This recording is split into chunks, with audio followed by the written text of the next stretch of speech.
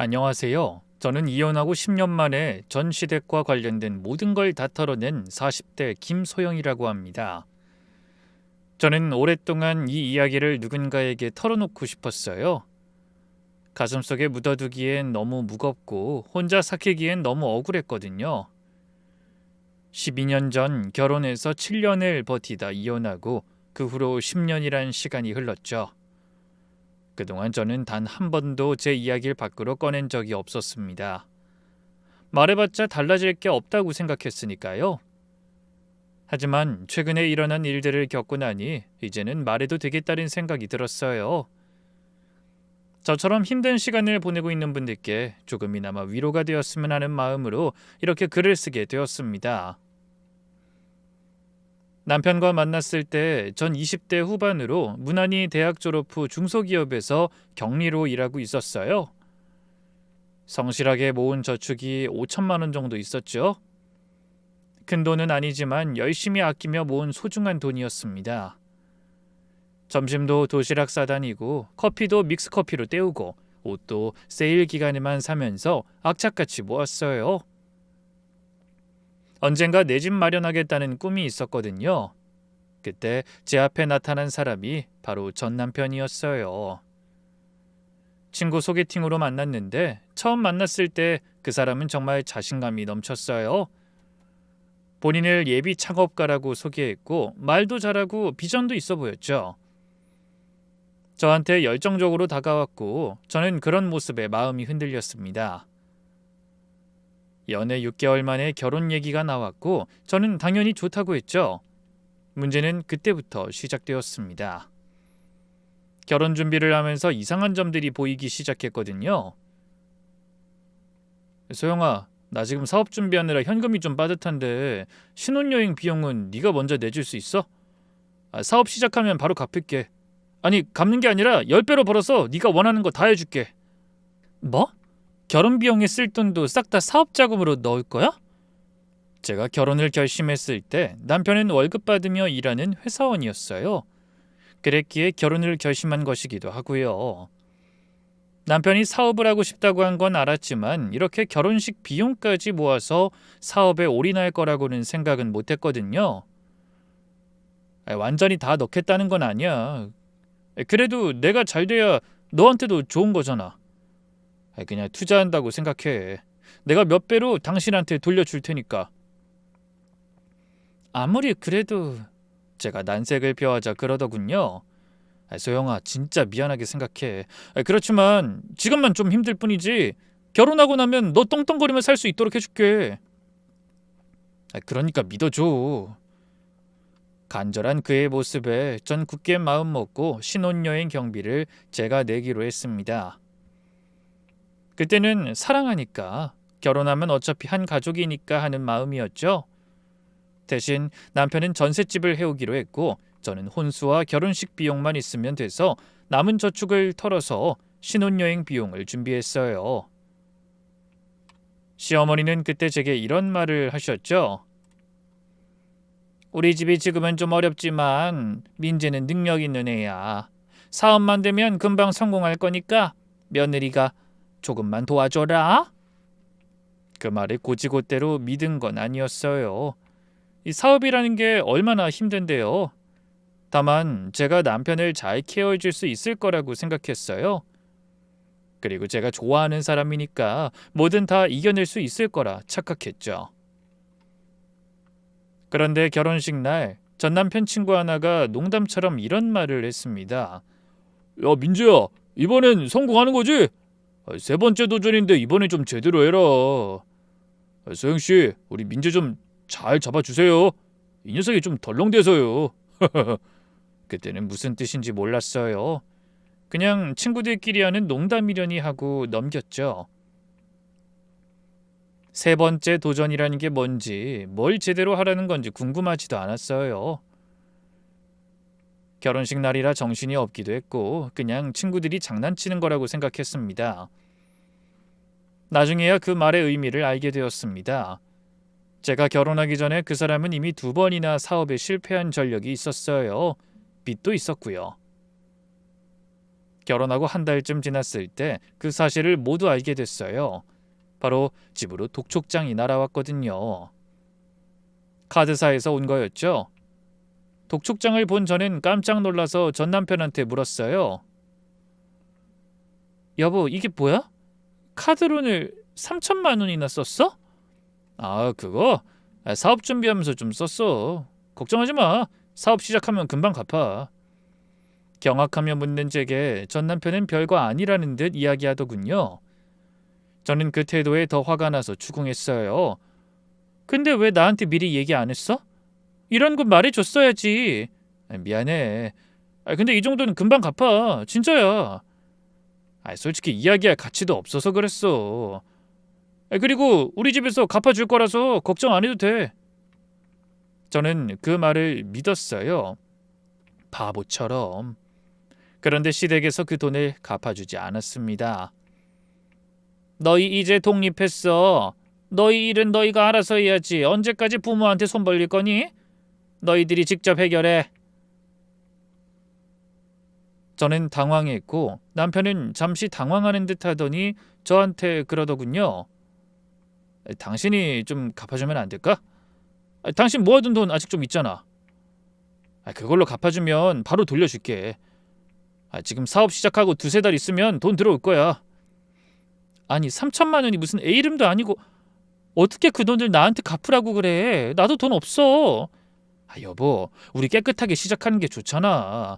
그 돈 내가 갚아도 어쨌든 돈 나가는 건 마찬가지야. 가족인데 네 돈 내 돈이 무슨 상관이야. 내가 다 돌려줄게. 걱정하지 말고 좀 도와줘. 결국 전 남편 말에 딱 한 번이라는 생각으로 제가 모아뒀던 저축으로 대신 갚아줬어요. 빚부터 시작하고 싶은 마음은 없었거든요. 열심히 다시 돈 벌어서 잘 모으면 될 거라고 생각했는데 결혼 후에도 상황은 전혀 나아지지 않았어요. 오히려 더 나빠져 갔어요.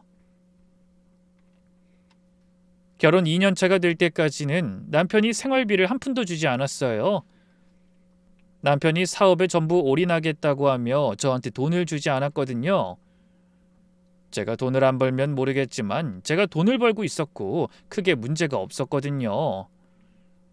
하지만 제가 2년 만에 출산과 육아를 거치며 돈이 부족해져서 전 남편에게 생활비를 요구하기 시작하면서 문제가 생겼어요. 제 말에도 전 남편은 제게 생활비를 주지 않았거든요. 결국 화가 난 제가 전 남편에게 따져 물었습니다.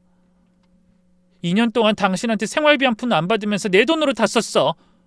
그런데 출산 후에는 생활비를 줘야 할 거 아니야. 미안해 여보. 사실 사업이 실패해서 손실이 좀 생겨서 그거 메우느라 생활비 못 준 거야. 사업이 실패했다고? 망한 거야? 대체 언제? 전 남편은 말도 못하고 우물쭈물하기만 하더군요. 그러더니 정말 충격적인 말을 꺼냈습니다. 그 인테리어 업체는 6개월 만에 망했고 그건 근데 내가 잘못한 게 아니라 준비가 부족했던 거야. 시장 조사를 제대로 못했거든. 눈앞이 캄캄했습니다. 6개월 만에 망한 가게를 2년 동안 끌고 왔을 리는 없었을 테니 다음 사업이 있었을 겁니다. 그리고 얼마 전에 치킨집을 인수해서 했는데 그건 진짜 잘 될 거야. 맹세해. 그걸로 수익 생기면 무조건 당신한테 먼저 돈 줄 테니까. 아니 사업이 망했으면 나한테 말을 했어야지. 저도 아무 생각 없이 남편만 믿고 있었던 건 아니었어요. 결혼할 때 진행한 인테리어 업체가 실패한다면 남편을 다시 월급쟁이로 잃도록 만들 생각이었거든요. 근데 이 남자가 저한테 사업 망한 이야기를 하지도 않고 다른 사업을 다시 시작한 거였어요. 그럼 그 사업 시작한 돈은 무슨 돈인데? 인테리어 회사가 망했으면 돈 한 푼 안 남았을 거 아니야. 이번엔 우리 부모님이 도와주셨어. 그러니까 잘 될 거야. 한 번만 더 나 믿어줘. 응? 전 남편은 저를 시댁에 끌고 가 저를 설득하기 시작했습니다. 시어머니도 저를 설득했죠. 치킨집은 진짜 돈 될 거다. 우리 민재가 손재주 가져와서 튀김을 기가 막히게 해. 이번엔 진짜 대박 날 거야, 아가. 이번만 도와줘. 저는 싫다고 했어요. 어머님, 이건 정말 아닌 것 같아요. 제가 봤을 때 민재 씨는 사업에 대한 재능이 없는 것 같아요. 그냥 회사에서 일하면 돈 버는 게 훨씬 나을 것 같아요. 예, 넌 무슨 말을 그런 식으로 하니? 우리 애가 뭐가 어때서? 이번에 망한 건 우리 애 때문이 아니라고. 아니, 넌 와이프가 돼서 남편 말을 믿어주진 못할 망정? 하지만 이미 일은 벌어졌잖아요. 이미 치킨집을 인수한 상황이었으니까 막을 수도 없었기에 그렇게 그냥 놔둘 수밖에 없었어요. 제발 이번엔 망하지 않길 바라면서요. 하지만 제 바람을 무시하는 듯 결혼한 후 두 번째 가게도 폐업의 길을 걷게 됐습니다.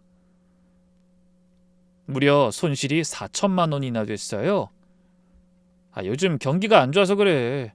치킨집이 너무 많아졌어. 다음엔 확실한 아이템으로 할 거야. 이번에 요식업 노하우를 많이 배웠거든. 소영아, 진짜 미안해. 근데 이번에 진짜 많이 배웠어. 다음엔 절대 실패 안 해. 전 그런 남편에게 제발 그만하라며 소리쳤어요. 그만해! 당신은 사업하고 안 맞는 것 같아. 하는 것마다 망하는 거 보면 그냥 월급 받으면서 회사원으로 일하자, 어? 그게 무슨 소리야. 난 사업하는 게 꿈이라고 했잖아.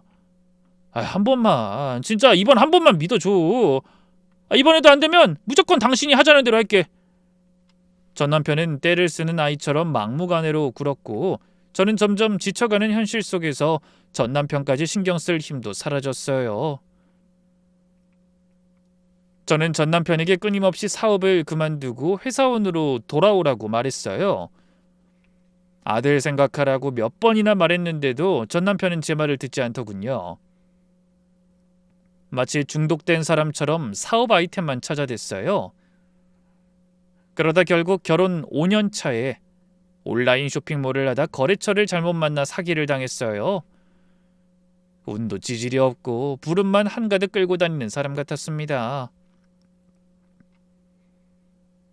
내가 사람을 잘못 봤어. 그놈이 사기꾼인지 정말 몰랐어. 다음엔 조심할게. 마지막으로 한 번만 더 도와줘. 응?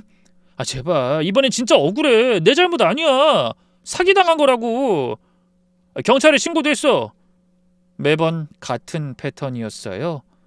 그럼에도 남편이 포기하지 않았던 건 남편이 사업으로 날려먹은 돈이 많았기 때문일 겁니다. 이제 와서 포기하면 다 잃는 거니까 매몰 비용에 오류라는 거 있잖아요. 딱 그것 때문인지 남편은 좀처럼 포기를 못했습니다. 제 월급은 생활비 40%, 남편 사업자금 30%, 시댁 용돈 20%로 다 나갔어요. 저축은 10% 정도 했는데 그것도 나중에 시댁에서 다 빼갔어요. 시어머니가 갑자기 병원비가 필요하다, 집 수리비가 필요하다시면서요. 자기 자식이 집안 기둥뿌리 뽑아먹는지도 모르고 뭐가 그렇게 당당한지 시어머니는 항상 이런 말씀을 하셨어요. 남편 사업도 없는 게 아내 도리지. 네가 내조를 잘해야 우리 민재가 성공하는 거야. 그게 현모양처야. 성공하면 다 네 거잖아. 지금 투자하는 거라고 생각해라. 나중에 아파트도 사고 차도 사고 다 해줄 거야. 정말 지금 생각해보면 가스라이팅이었는데 그땐 정말 몰랐어요. 그러는 사이에 아이 육아까지 전부 저 혼자 감당했습니다. 전 남편은 사업한다고 바쁘다며 기저귀 한번 갈아본 적이 없어요. 새벽에 아기가 울어도 꿈쩍도 안 하고 자더라고요. 소영아, 나 내일 중요한 미팅 있어서 잠 좀 자야 해. 미안한데 네가 좀 봐줘. 애는 엄마가 봐야지. 난 바깥일하느라 바쁘잖아. 역할 분담하는 거야. 결국 없는 돈에 제가 너무 힘들어서 육아휴직 중 회사에 복직하겠다고 했더니 시어머니가 화를 내더군요. 애 엄마가 돈 벌겠다고 밖으로 돌아다녀? 하준이 어린데 네가 봐야지. 요즘 젊은 애들은 왜 이러니? 네가 돈 벌겠다고 나서면 집안 꼴이 뭐가 돼? 남편 체면은 생각 안 해? 바깥에서 우리 민재가 무능력하다고 손가락질받게 하려고? 어머니, 저도 웬만하면 제가 직접 애 보고 싶어요. 근데 집에 돈이 없는 걸 어떡해요? 입에 풀칠은 하고 살아야 될 거 아니에요?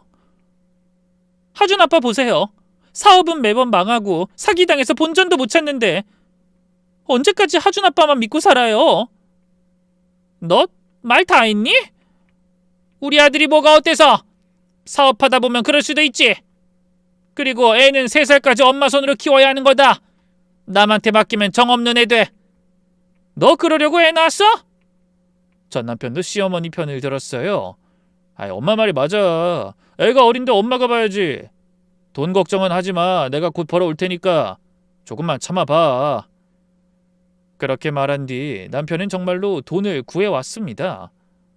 그때는 남편이 이제야 정신을 차렸다고 생각했어요. 게다가 그쯤에 아들도 많이 아팠고 저도 몸 상태가 좋지 않아 일과 육아를 병행할 수 있는 상황이 아니었어요. 그래서 아주 잠깐 쉬려고 했죠. 그런데 이후 사업장에 여러 가지 일이 겹치며 경력이 단절되는 상황까지 와버렸어요. 그러다 아들 하준이가 6살 되던 해였어요. 어느 날 전 남편 휴대폰에서 문자 알림이 왔어요. 화면에 뜬 내용을 우연히 봤는데 심장이 철렁 내려앉았습니다. 너 네가 빌려간 돈부터 갚고 나서 돈 빌려달라고 해야 하는 거 아니냐? 나한테 빌려간 돈은 언제 갚을 건데? 마누라가 계속 돈 받아오라고 난리야. 전 남편이 뭔가 숨기고 있는 게 분명해 보였습니다. 그래서 전 남편한테 물었어요. 여보, 우리 집 빚이 정확히 얼마야? 나한테 숨기는 거 있으면 말해줘. 나도 알아야 같이 해결하지. 그랬더니 돌아온 대답이 어이가 없었어요. 몰라도 돼. 내가 알아서 할 테니까. 여자가 왜 그런 걸 따져. 남편 믿어. 내가 다 알아서 하고 있어. 왜 자꾸 캐물어? 뭐 의심하는 거야? 부부 사이 믿음이 없으면 어떡해. 그 말을 듣는 순간 더 이상 참을 수가 없었어요. 직접 알아보기로 했습니다. 집으로 오는 우편물들을 다 확인했죠. 전 남편 서랍도 뒤졌어요. 남편 잘 때 폰으로 은행 어플을 확인하기도 했어요. 미안하다는 생각은 안 들었습니다. 제 인생이 걸린 문제니까요. 결과는 충격적이었습니다. 카드빚이 4천만 원, 사채가 3천만 원, 누군가한텐 보증선계 5천만 원, 총 빚이 1억 2천만 원이었어요. 제가 본 문자처럼 개인에게 빌린 돈까지 합하면 얼마가 될지 예상도 안 갔어요. 그렇게 아들 하준이가 볼까봐 저는 몰래 숨죽여 울 수밖에 없었죠. 5만 가지 생각이 다 났어요. 그리고 결론은 하나였죠. 제가 혼자 애 데리고 사는 편이 이보다 훨씬 낫겠다고 말이죠. 그리고 그날 밤 하준이를 재우고 저는 전 남편한테 이혼 얘기를 꺼냈습니다. 우리 이혼해.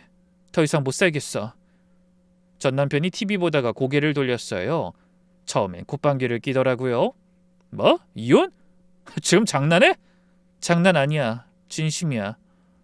전 남편이 TV를 끄고 저를 노려봤습니다. 네가 뭘 했는데?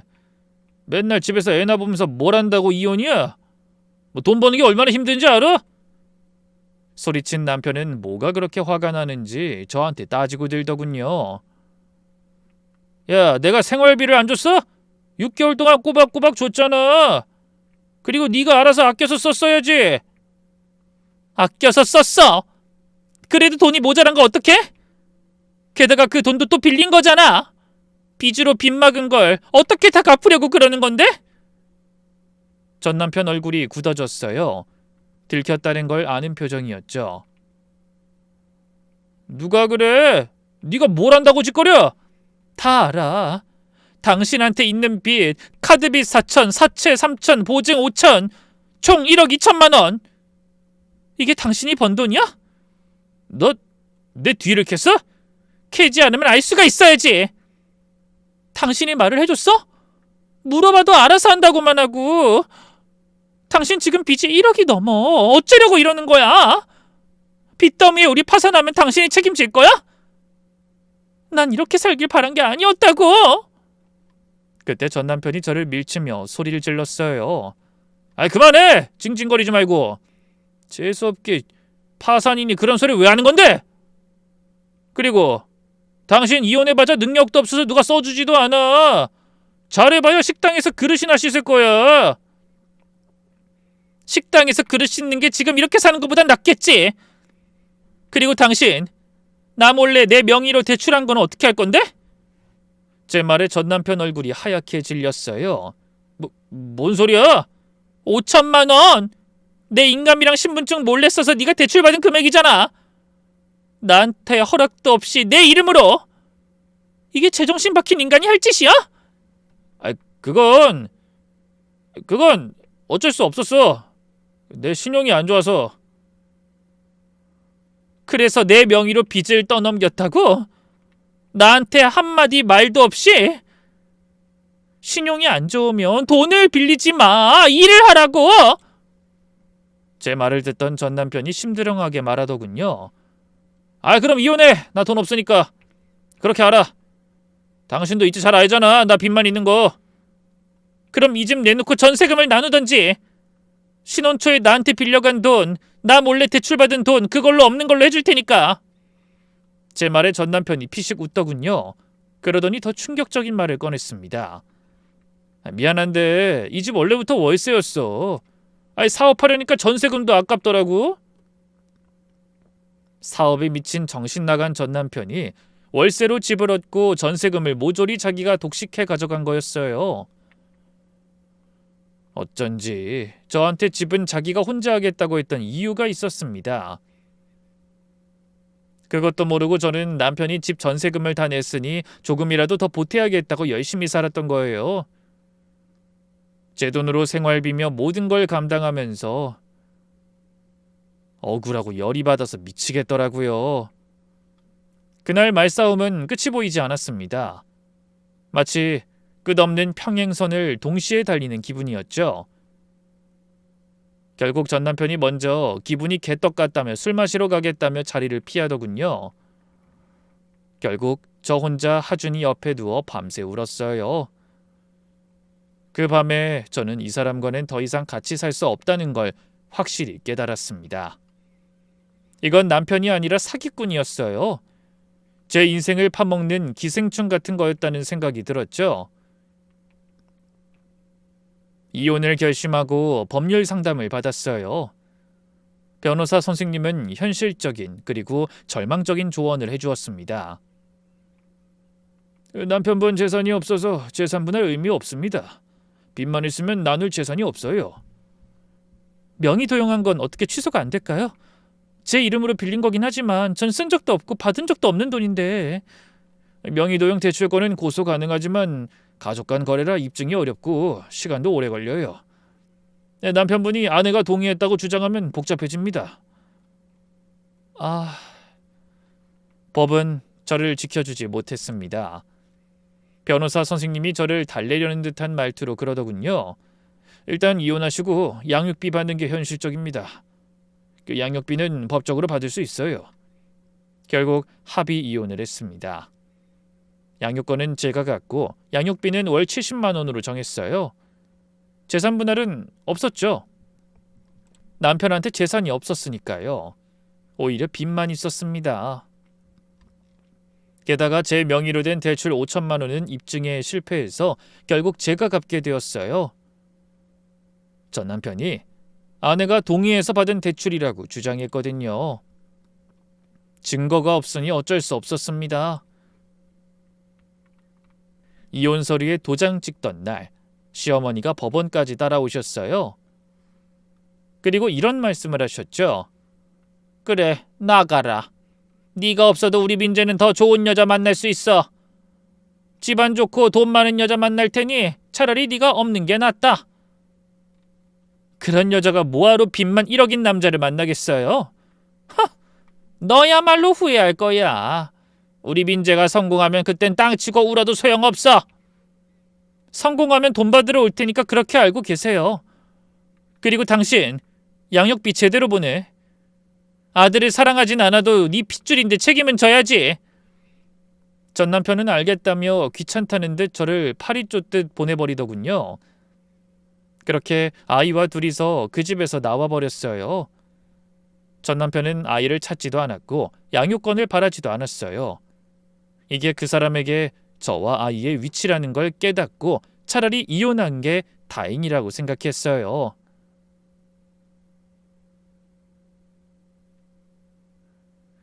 이혼만 하면 뭐든 다 해결될 거라고 생각했던 것과는 달리 이혼 후 현실은 처참했어요. 저와 5살 아들 하준이의 새 보금자리는 친정집이었습니다. 부모님이 아니었다면 진짜 저 혼자 막막했을 거예요. 아이를 엄마한테 맡겨두고 저는 일을 시작했습니다. 낮에는 김밥집에서 서빙을 하고 저녁에는 반찬 배달 아르바이트를 했어요. 새벽엔 전단지도 배포했습니다. 그리고 남편이 주기로 했던 양육비 70만 원은 3개월 후부터 안 들어왔습니다. 전 남편한테 전화했더니 이렇게 말하더라고요. 없는 돈을 어떻게 줘? 벌면 줄게. 나도 힘들어. 네가 이혼하자고 했잖아. 내가 왜 돈을 줘야 해? 애는 네가 데려갔으면서. 그 말만 반복했어요. 저도 어떻게든 돈을 받아내려고 했지만 소용없었어요. 소송을 하려면 돈이랑 시간이 필요한데 저는 당장 먹고 사는 게 급급했습니다. 변호사 비용 낼 돈도 없었고요. 전 그때 다짐했어요. 언젠가 반드시 일어서겠다고, 제 몫을 찾겠다고. 두고 보자. 내가 반드시 성공해서 저 인간들 코를 납작하게 해주겠다. 그렇게 다짐했죠. 그렇게 10년이 흘렀습니다. 처음 3년은 새벽 4시에 일어나서 밤 11시에 잠들며 돈 벌었어요. 잠은 하루에 4-5시간밖에 못 잤죠. 그리고 보증금 500만 원, 월세 50만 원짜리 작은 반찬 가게를 열었습니다. 그간 알뜰살뜰 모은 돈을 긁어 모아서 시작했어요. 가게라고 해봤자 5평짜리 작은 공간이었지만 제 가게가 생겼다는 게 너무 좋았습니다. 아들 하준이는 저녁에 잠깐 주말에만 만날 수 있었어요. 미안하고 힘들었지만 살아남아야 했으니까요. 하준이한테 전화할 때마다 울었어요. 4년차부터는 반찬 가게가 입소문을 타면서 도시락 주문이 들어오기 시작했죠.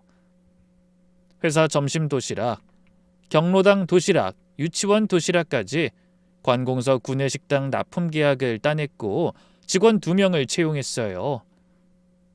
그리고 이 시기에 5천만 원 빚을 전액 상환했어요. 이자까지 합치면 거의 6천만 원 넘게 갚은 거예요. 마지막 납입금 넣었던 날 울었습니다. 이제 진짜 내 인생을 살 수 있겠구나 싶었거든요. 7년 차에는 회사를 법인으로 만들었습니다. 기업 행사, 돌잔치, 상견례 같은 케이터링으로 사업을 확장했죠. 단체 급식보다 마진이 좋았고 제 손맛을 제대로 보여줄 수 있었어요. 지금은 직원 12명에 연매출 8억 원으로 나름 지역 내에서 잘 나가는 업체예요. 이때쯤엔 복수는 생각도 못했어요. 사는 것이 힘들어 여의치 못했죠. 시간이 너무 없어서 법적 싸움을 할 시간이랑 돈도 없었습니다. 양육비를 청구해봤자 그 인간이 수입 없다며 버텼거든요.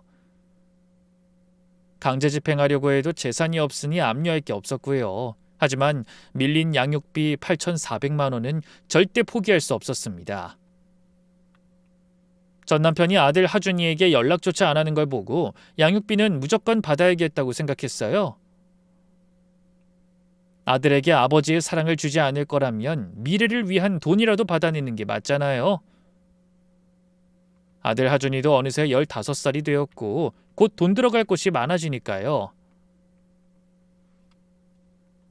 그러던 어느 날 회사로 상견례 케이터링 의뢰가 들어왔습니다. 장소는 시내에 있는 돌잔치나 상견례로 유명한 가게였습니다. 인당 15만 원짜리 코스였어요. 우리 회사가 그 가게랑 협력관계라서 의뢰가 들어온 거였죠. 의뢰서를 확인하다가 신랑 측 대표자 이름을 보고 저는 심장이 멎는 줄 알았습니다. 오민재, 제 전남편 이름이었어요. 처음에는 동명이인이겠거니 했어요. 흔한 이름은 아니지만 같은 이름 쓰는 사람이 없겠어요? 하지만 연락처랑 나이까지 확인해보니 틀림없었습니다. 저는 한참을 멍하니 앉아 있었어요. 가슴이 두근거리면서 분노가 치밀어 올랐습니다. 10년 동안 쌓아둔 감정들이 한꺼번에 터지는 것 같았어요. 제게 양육비도 한 푼 안 주던 인간이 다시 결혼을 한다니. 전 남편의 현재 상태를 조사해봤습니다. SNS에는 컨설턴트, 사업가라고 적혀 있었지만 전부 거짓말이라는 걸 알 수 있었습니다. 실체가 없고 말만 있었으니까요. 재혼 상대는 38살, 병원에서 일하는 여자더라고요. 강세희라는 이름이었죠. 저는 고민했어요. 그냥 무시할까? 아니면 가서 어떤 식으로든 강세희라는 여자에게 도움을 줄까? 그러다 결국 직접 가서 확인하겠다고 결정했습니다. 직원들한테는 VIP 고객이라 내가 직접 점검한다고 말했어요. 사장이 직접 가도 이상할 건 없으니까요. 혹시 몰라 가방에 서류들을 챙겼습니다. 이혼증명서 사본, 가족관계 증명서, 양육비 미지급 판결문 등 중요한 것들이었죠. 상견례 당일이 되었습니다. 저는 검은 셔츠에 앞치마를 두르고 머리를 단정하게 묶었어요. 눈화장은 진하게 하고 그 위에 안경을 썼습니다. 전 남편이 못 알아보도록 말입니다. 상견례장에 들어가서 테이블 세팅을 도우면서 사람들을 관찰했습니다. 가슴이 두근거렸지만 최대한 침착하게 행동했어요. 전 남편은 여전히 허세 가득한 말투로 떠들고 있었습니다. 장인어른, 전 요즘 AI 관련 사업을 준비하고 있습니다. 확실한 아이템이 있어서요. 요즘 AI가 대세 아닙니까? 선점하면 무조건 성공합니다. 시어머니는 많이 늙으셨더군요. 머리도 하얗게 새고 얼굴에 주름도 많아졌어요. 하지만 여전히 거들먹거리면서 말씀하셨습니다. 우리 민재가 능력이 있어요. 머리가 좋아서 뭘 해도 잘해요. 사돈께서 조금만 도와주시면 금방 자리 잡을 거예요. 그 초기 자금만 있으면 돼요. 나중에 몇 배로 갚을 겁니다. 세희 씨는 어딘가 눈빛이 불안해 보였습니다. 뭔가 찜찜한 게 있는 눈빛이었죠. 연신 전 남편을 훔쳐보면서 뭔가 생각하는 것 같았어요. 세희 씨 어머니는 날카로운 눈으로 전 남편과 시어머니를 관찰하고 계셨어요. 대화에 잘 끼지 않고 가만히 듣고만 계셨어요. 세희 씨 아버지는 과묵하셨는데 메모하는 습관이 있으시더라고요. 상견례가 진행되는 동안 시어머니가 슬쩍 이런 말씀을 하셨어요. 사돈, 우리 민재 사업 초기 자금만 좀 도와주시면 감사하겠어요. 요즘 은행에서 대출이 잘 안 나와서요.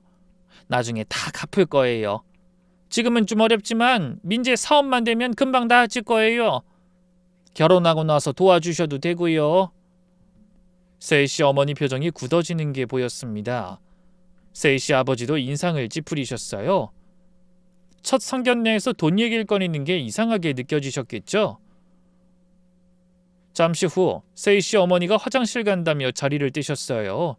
저도 슬쩍 따라 나갔습니다. 복도에서 세희 씨 어머니가 핸드폰으로 뭔가 검색하시는 게 보였어요. 신용조회 방법. 그 검색어를 보는 순간 알았습니다. 저분도 뭔가 느끼고 계시는구나. 이상하다고 생각하고 계신 거구나. 세희 씨 어머니께 조용히 다가갔습니다. 심장이 쿵쾅거렸지만 최대한 침착하게 말했어요. 사모님, 제가 길을 안내해 드릴게요. 세희 씨 어머니가 고개를 드셨어요. 아이 고마워요. 근데 혹시 제가 아는 사람이에요? 아까 전부터 계속 눈이 마주쳐서. 복도 끝 조용한 곳으로 모셨습니다. 거기서 단둘이 대화를 나눴어요. 사모님, 실례지만 오민재 씨에 대해 알아보고 계신 거죠? 세희 씨 어머니가 경계하시면서 물으셨어요. 그건 왜 물어요? 당신 누구예요? 저는 오민재 씨 전처입니다. 10년 전에 이혼했어요. 이 결혼 안 돼요. 하지 마세요. 하시면 진짜 피 볼 수도 있어요. 세이 씨 어머니가 깜짝 놀라셨어요. 전처요? 그 사람 초혼이라고 했는데 결혼한 적 없다고 했어요. 거짓말입니다. 그리고 저희 사이에 아들도 있어요. 올해 15살이에요. 세이 씨 어머니 얼굴이 창백해지셨어요. 아이라고요? 네, 사모님. 저는 사모님께 거짓말할 이유가 없잖아요. 증거도 있어요. 보여드릴게요. 전 가방에서 준비해온 서류들을 꺼냈습니다. 이혼 증명서랑 가족관계 증명서예요. 아들도 여기 보이죠? 저 인간 악질이에요. 양육비 10년 동안 한 번도 안 줬습니다. 게다가 지금도 빚이 있을 거예요. 한번 확인해 보셔야 해요. 세이 씨 어머니가 서류들을 한참 들여다보시더니 한숨을 쉬셨어요. 알고 있었어요. 뭔가 이상하다는 거. 처음부터 느낌이 안 좋았거든요. 네? 알고 계셨어요? 직업도 불분명하고 하는 말이 자꾸 바뀌고 자꾸 투자라는 말이 나오고 우리 세이한테 예물비 1,000만 원 빌려달라고 하더라고요. 그것도 부모한테 비밀로 하자면서요. 저한테 하던 짓과 비슷한 짓을 했더군요. 저한테도 돈 빌려갔어요. 나쁜 놈이 아직도 벌은 못 고치고. 근데 증거가 없어서 반대를 못했어요. 세이가 막무가내라서.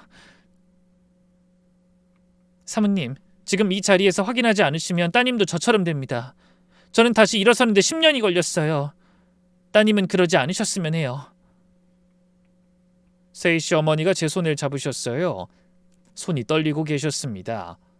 고마워요. 이렇게까지 해주셔서. 당신도 힘들었을 텐데. 저도 누군가 저한테 미리 알려줬으면 좋았겠다 싶었거든요. 그랬으면 제 인생이 이렇게는 안 됐을 텐데. 증거 우리 세이한테도 보여줄 수 있어요? 직접 봐야 믿을 것 같아요. 네, 사모님. 그러려고 온 거예요. 세이 씨 어머니가 따님을 불러내셨습니다. 세이 씨가 의아한 표정으로 나오셨어요. 엄마, 왜? 대체 무슨 일이야?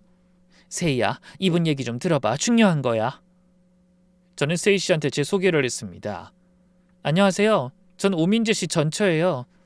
10년 전에 이혼했고 저희 사이에 15살 아들이 있어요. 세이 씨 얼굴이 하얘졌어요. 눈이 커지면서 믿을 수 없다는 표정을 지으셨어요. 전처요? 아이도 있어요? 말도 안 돼. 대체 왜 지금 나타난 거예요? 이 결혼 막으려고요. 저랑 상관없는 일이라 그냥 놔둘까 하다가 저 같은 피해자가 생기면 너무 억울하니까요.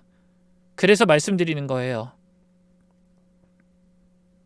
세이 씨가 벽에 기대면서 중얼거렸어요. 눈에 눈물이 고이기 시작했습니다.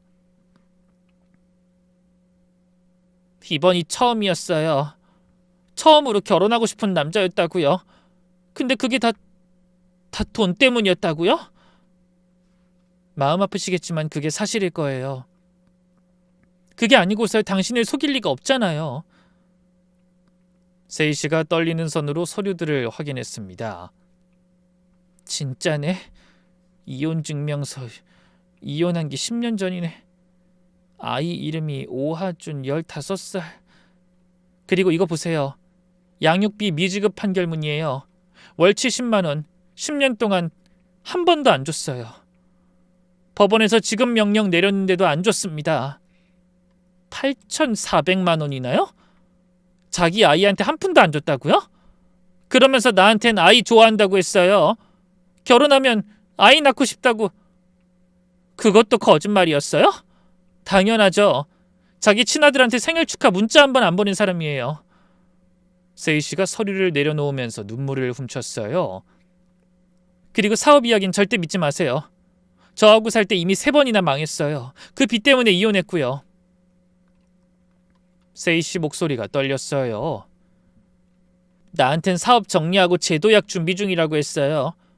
투자자 미팅이 있다고 했어요.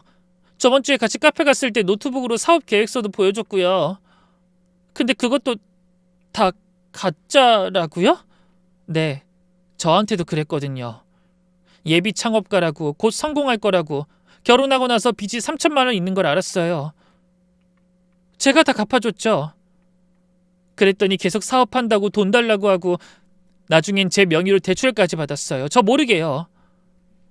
명의 도용이요? 네, 5천만 원이요. 그 돈은 제가 갚았어요. 10년 동안 죽어라 일해서. 설마 그런 짓을... 세희 씨가 부들부들 떨며 분노했습니다. 그녀의 어머니가 딸을 안아주셨어요. 세희야, 괜찮아. 우리가 막을 수 있어. 아직 늦지 않았어. 저도 옆에서 세희 씨 어깨를 토닥여 드렸어요. 세희 씨가 눈물을 닦으면서 일어났어요. 눈에 불이 켜진 것 같았습니다. 저 인간 안에서 직접 확인해도 될까요? 확인하고 바로 파혼하고 돈 달라고 해야겠어요. 우리 셋은 상견례장으로 돌아갔습니다. 전 남편이 세희 씨 아버지한테 사업 계획을 설명하고 있었고 시어머니는 연신 우리 민재가 잘할 거예요를 반복하고 계셨죠. 아무것도 모르고 말이에요. 세희 씨가 자리에 앉더니 전 남편한테 물었습니다. 목소리가 차갑게 가라앉아 있었어요. 오빠, 나한테 솔직하게 대답해줘. 전에 결혼한 적 있어? 갑자기 분위기가 싸해졌어요. 웃음소리가 뚝 끊기고 모두가 세희 씨를 쳐다봤습니다. 전 남편이 당황하면서 말했어요. 무슨 소리니? 세희야, 왜 갑자기 그래? 누가 그런 소리를 해? 시어머니도 화들짝 놀라셨어요. 우리 민진 초혼이야, 세희야. 너 그런 헛소리에 휩쓸리지 마. 세희 씨가 가방에서 제가 건넨 서류를 꺼내 테이블 위에 놓았습니다. 탁 소리가 났어요. 그럼 이건 뭐야? 그리고 이건? 이혼 증명서였어요. 상견례장이 정적에 휩싸였습니다. 숨소리만 들릴 정도로 조용해졌어요. 전 남편 얼굴이 하얘졌어요. 눈이 휘둥그레지면서 입을 벌렸다 닫았다 했습니다. 그건 젊을 때 실수로... 어디서 그걸... 세희 씨가 테이블을 쾅 내리쳤어요. 실수? 나한테 결혼한 적 없다고 했잖아. 그게 다 거짓말이었어? 세희야, 진정해. 설명할 수 있어. 전 남편이 아무 말도 못했습니다. 입만 벙긋거렸어요. 시어머니가 소리를 높이셨어요. 옛날 일을 왜 들춰내요? 다 지난 일이잖아요. 누가 이런 짓을 한 거야?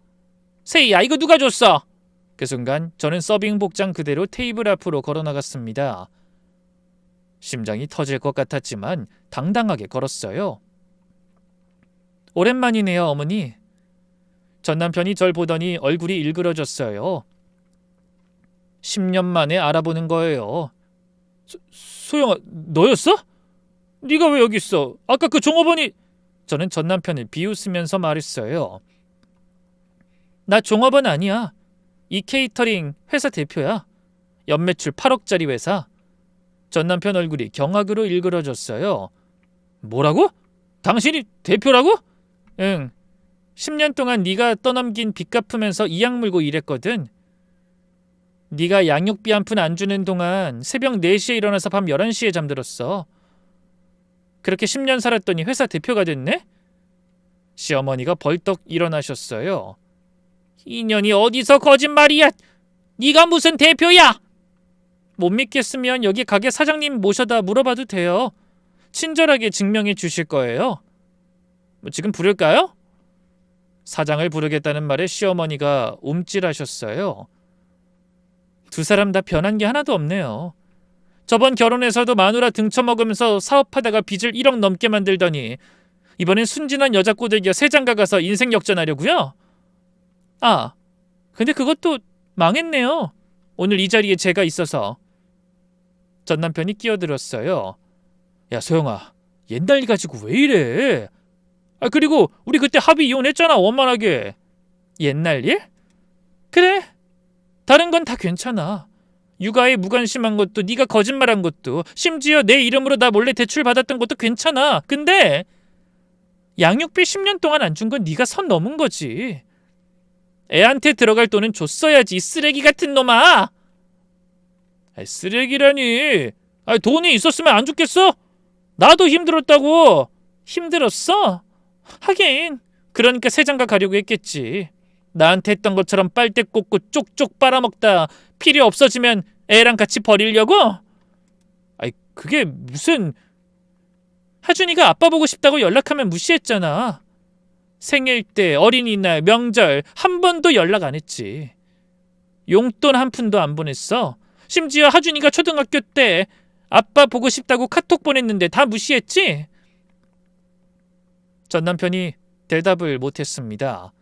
고개를 숙였어요. 세희 씨 아버지가 냉정하게 말씀하셨어요. 더 볼 것도 없네. 결혼은 없던 일로 하지. 내 딸한테 초혼이라고 거짓말하고 돈까지 빌려가? 이건 사기야. 혼인빙자 사기. 세희 씨가 울면서 소리쳤어요. 넌 쓰레기야. 어떻게 나한테 이럴 수가 있어? 결혼 전부터 돈 빌릴 때 알아봤어야 하는데. 내 돈이 목적이었지? 전 남편이 당황하면서 말했어요. 세희야, 그건 아니야. 나 진심이었어. 진심? 상견례 와서 사업 투자 이야기만 하면서 진심? 시어머니가 테이블을 탁 치면서 일어나셨어요. 사돈, 저 년한테 속지 마세요. 우리 민재한테 원한 품고 이런 짓 한 년이에요. 네 년이 우리 민재 결혼을 망쳐? 저는 비웃으면서 대꾸했어요. 아주머니, 전 저 인간 망친 적 없어요. 지 손으로 열심히 지 무덤 판 건 아주머니 아들이죠. 10년 전에도 그랬고 지금도 그러고 있잖아요. 저한테 했던 짓 그대로 세희 씨한테 하고 있었으면서. 네 년이 잘못해서 이혼한 건데 왜 우리 아들 탓이야?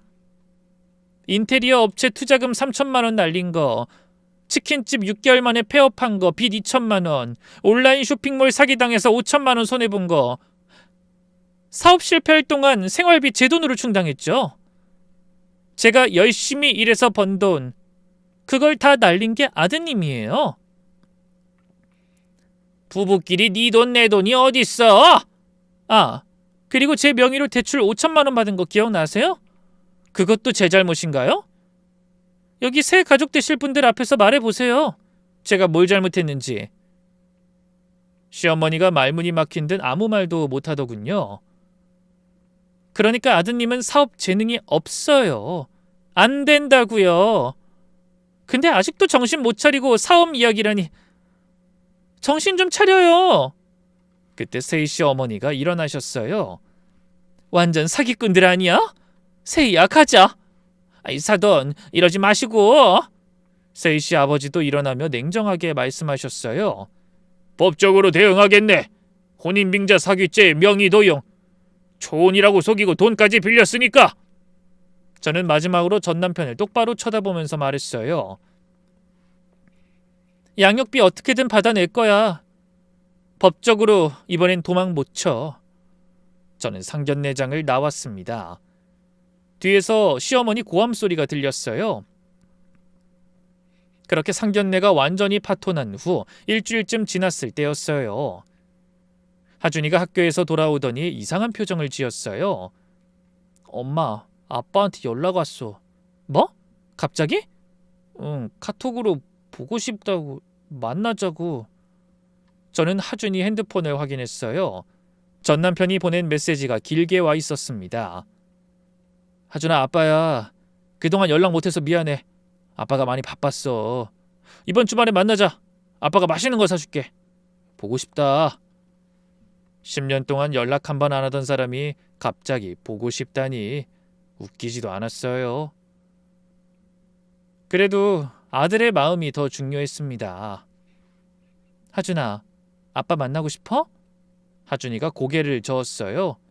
아니, 솔직히 어릴 때는 엄마가 바쁘니까 아빠라도 보고 싶었는데 크면서 그냥 뭐 다 없어졌어. 좋고 싫고가 아니라 그냥 무관심? 아빠도 나한테 관심 없었으니까. 그래, 엄마도 그렇게 생각해. 네 생일에도 전화 한 번 연락 한 번 안 했잖아. 대체 왜 연락 온 거지? 저도 의아했습니다. 밀린 양육비를 줄 거였으면 저한테 연락을 했을 텐데. 그때 아들이 이야기하더군요. 설마 엄마가 회사 대표인 거 알고 접근하려는 거 아니야? 뭐? 아니, 설마 하준이가 한숨을 쉬었어요. 그거 아니고 나한테 잘해줄 일이 뭐가 있겠어. 와, 역겹다 진짜. 그 주말 전 남편이 우리 집 앞으로 찾아왔어요. 아파트 1층 카페에서 만났습니다. 저와 하준이 그리고 전 남편. 전 남편은 하준이를 보며 얼굴 가득 미소를 짓더군요. 오랜만이다. 아야, 하준이 많이 컸네. 하준이가 대답 안 하고 저만 쳐다봤어요. 볼 일 있으면 얘기해. 소영아, 우리 다시 시작할 수 없을까? 귀를 의심했어요. 방금 뭐라고 했지? 뭐라고? 다시 시작하자고. 우리 다시 가족 되자. 하준이도 있고 이제 네가 회사도 잘 되고 있으니까 내가 도와줄 수 있어. 나 경영 쪽은 좀 알거든. 같이 하면 더 잘 될 거야. 저는 어이가 없어서 웃음이 나왔어요. 지금 무슨 소리 하는 거야? 10년 동안 양육비 한 푼 안 주고 아들 연락 무시하더니 이제 와서 지금 다시 시작하자고? 그땐 내가 몰랐잖아. 당신이 그렇게 성공할 줄. 그러니까 내가 성공하니까 이제 와서 붙겠다는 거야? 10년 전에는 나한테 빚 떠넘기고 도망쳤으면서 지금은 뭐? 회사 대표 옆자리가 탐나? 경영을 도와줘? 손대는 사람마다 다 망한 걸 내가 아는데 뻔뻔하기도 하지. 전 남편 얼굴이 붉어졌어요. 야, 그건 운이 안 좋았던 거야. 이번엔 다를 거야. 운? 10년 동안 운 타령이야? 당신은 그냥 사업 재능이 없는 거라고. 이제 그 사실을 받아들일 때도 되지 않아? 그때 하준이가 입을 열었어요. 아저씨, 전 남편이 움찔했어요. 아저씨? 하준아, 나 아빠야. 제 생일에 생일 축하해 한마디 한 적 있어요? 어린이날에 선물 하나 보내준 적 있어요? 용돈 보내준 적 있어요? 없으면 그게 남이랑 뭐가 달라요? 전 남편이 대답을 못했어요. 하준이 목소리는 단단했습니다. 저 어릴 때 친구들이 아빠 얘기하면 부러웠어요. 아빠랑 캠핑 갔다, 아빠랑 영화 봤다, 그런 얘기 많이 듣기만 했거든요. 전 그런 거 한 번도 없었으니까요. 친구들이 아빠 뭐해라고 물으면 뭐라고 대답해야 할지조차 몰랐고요. 하준아, 근데 지금 와서 다시 가족이 되자고요? 근데 엄마가 허락해도 전 허락 못해요. 아무리 봐도 아저씨가 나쁜 생각으로 저한테 연락하고 엄마한테 보자고 한 것 같거든요. 전 남편이 당황하면서 말했어요. 하준아, 그땐 아빠도 힘들었어. 이해해줘. 이해요? 그건 노력하는 사람에게만 해당되는 말이죠. 아저씨는 노력한 적 없잖아요. 노력했으면 10년 동안 한 번쯤은 아들 생각에 손가락 몇 초 움직여서 문자 몇 마디 정도는 보냈겠죠. 근데 전 받은 적 없으니까. 하준이가 일어났어요. 이제 가볼게요. 할 말 없으니까 앞으로 연락도 하지 마세요. 아저씨는 제 아빠 아니에요. 전 앞으로도 아빠는 죽었다고 말하고 다닐 거예요. 10년간 죽은 거나 마찬가지였고 엄마도 힘들게 해서 다시 마주치고 싶지 않네요. 저도 하준이를 따라 일어났습니다. 하준이 말 다 들었지? 내 생각도 별반 다르지 않으니까 앞으로 연락하지 마. 하준이 보고 싶으면 밀린 양육비 갚으면 연락해. 전 남편이 소리쳤어요. 야, 넌 애 새끼를 어떻게 키웠길래 어른들한테 눈치껏 뜨고 막말하도록 만들었어? 전 돌아보면서 말했어요. 말 조심해. 너한테만 그래. 네가 날 괴롭히고 애를 버렸으니까. 쌍욕 안 한 것만으로도 다행으로 여겨. 그리고 10년간 애 키우는데 도움도 안 된 네가 내 새끼 편까지는 왜 해? 카페를 나왔습니다. 하준이가 제 손을 잡았어요. 엄마, 속 시원해? 응? 근데 하준아, 괜찮아? 힘들었을 텐데. 괜찮아, 오히려 후련해. 10년 동안 하고 싶었던 말 다 했어. 저는 하준이를 안아줬습니다. 이 아이가 없었다면 저는 버틸 수 없었을 겁니다. 상견례 파토 후 세희 씨 아버지께서 저한테 연락을 하셨어요. 김소영 씨, 저희를 도와주셔서 감사합니다. 그 보답이라고 하기엔 못하지만 양육비 받는 거 제가 도와드려도 되겠습니까? 방법이 있습니다. 세희 씨 아버지는 퇴직하신 세무공무원이셨더라고요.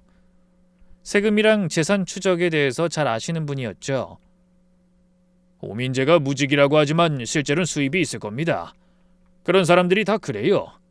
수입을 숨기고 현금으로 받거나 남의 명의로 돈을 세탁하죠. 양육비 안 주려고요. 그런 것도 찾아낼 수 있어요? 가능합니다. 제가 현직에 있을 때 이런 케이스 많이 봤어요. 통장 내역이랑 카드 사용 내역 보면 다 나와요. 그렇게 저는 조력자를 얻었습니다. 세희 씨 아버지가 조사를 시작하셨어요. 알아보니까 전 남편은 무직이라고 했지만 실제로는 지인 건설업체에서 현금 일당을 받고 있었어요. 월 250만 원 정도였죠. 그 돈을 시어머니 명의 통장으로 입금받고 있었습니다. 양육비 회피를 위한 고의적인 수입 은닉이었어요. 역시 일하면서 수입 없다고 거짓말한 게 맞았네요. 하긴 결혼 준비한답시고 이것저것 많이 사던데 그게 다 저 돈에서 나온 건가 봐요? 네, 그 건설 현장에서 일용직으로 일하고 현금으로 받으면 기록이 안 남아요. 근데 그 돈을 어머니 통장으로 넣은 게 실수였죠. 저는 양육비 이행관리원에 신청을 넣었습니다. 법원에서 강제 이행 명령이 내려왔어요. 전 남편 수입 압류가 시작됐죠. 그런데 전 남편이 또 발뺌을 했어요. 전 수입이 없어요. 압류할 게 없다고요. 그래서 시어머니 명의 통장을 조사했습니다. 거기서 전 남편이 매달 받던 일당 기록이 다 나왔어요. 입금 내역, 출금 내역 전부 증거가 됐습니다. 법원에서 그 통장도 압류했어요. 밀린 양육비 8,400만 원에 지연 이자를 더해서 총 9,200만 원을 청구했어요. 그리고 세희 씨 아버지께서 전 남편을 사기죄로 고소하셨습니다. 혼인 빙자 사기, 금전 편취. 전 남편이 세희 씨한테 초혼이라고 속이고 돈까지 빌린 것 전부 문제가 됐어요. 재판이 진행되었습니다. 저는 초혼이라고 한 적 없습니다. 저 여자가 오해한 거예요. 하지만 세희 씨가 카톡 기록을 증거로 제출했어요. 처음 결혼하는데 설렌다는 말을 카톡으로 했었더라고요. 재판 결과 전 남편은 징역 1년에 집행유예 2년을 선고받았습니다. 전과자가 된 거예요. 이 사건이 주변에 퍼지면서 전 남편의 평판은 완전히 망가졌습니다. 그 집 아들 사기꾼이래, 결혼 사기 쳤대, 전처한테 양육비도 안 줬대 하는 소문이 돌았습니다. 시어머니가 다니시던 모임에서도 소문이 돌았더군요. 최종 결과를 말씀드릴게요.